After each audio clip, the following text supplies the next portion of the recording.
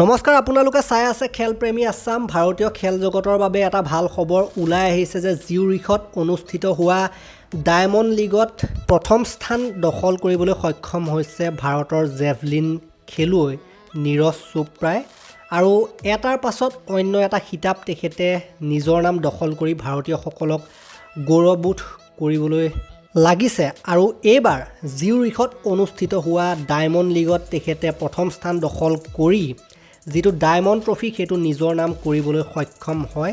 ইয়াৰ আগতেও তেখেতে অন্য এটা ডায়মণ্ড লীগ জয় কৰিছিল আৰু বৰ্তমান সময়ত এইটো ডায়মণ্ড লীগো তেখেতে জয় কৰিছে। এই একেটা সময়তে কেইদিনমান আগত কিছুদিনৰ আগত তেখেতে আন এটা ডায়মণ্ড লীগ জয় কৰিছিল লুচানেট আৰু এইবাৰ জিউৰিখত অনুষ্ঠিত হোৱা ডায়মণ্ড লীগটো তেখেতে নিজৰ নাম কৰিবলৈ সক্ষম হয়। 88.44 মিটাৰৰ থ্ৰ' মাৰি তেখেতে প্ৰথম স্থান দখল কৰে আৰু এই ট্ৰফিটো দখল কৰিবলৈ সক্ষম হয়। ডায়মণ্ড লীগৰ ট্ৰফিটো দখল কৰিবলৈ সক্ষম হয়। দ্বিতীয় স্থানত থাকে ভেলডেজ ৱেবাৰ, তৃতীয় স্থানত থকা দেখা যায়। চ' এইটো এটা বহুত ভাল খবৰ।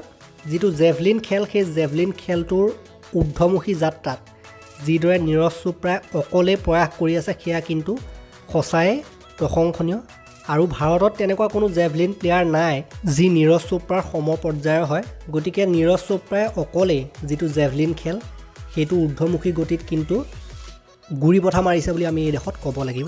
চ' ইমানেই আছিল তথ্য। যদিও ভিডিঅ'টো ভাল পালে এটা লাইক দিব, শ্বেয়াৰ কৰিব, চেনেলটোলৈ নতুনকৈ আহিছে যদি ছাবস্ক্ৰাইব কৰি ঘণ্টাটো দবাই থৈ যাবলৈ নাপাহৰিব। তেতিয়ালৈকে আৰু এটা নতুন ভিডিঅ' লৈ অনাৰ প্ৰতিশ্ৰুতিৰে বিদায় মাগিছোঁ। ধন্যবাদ।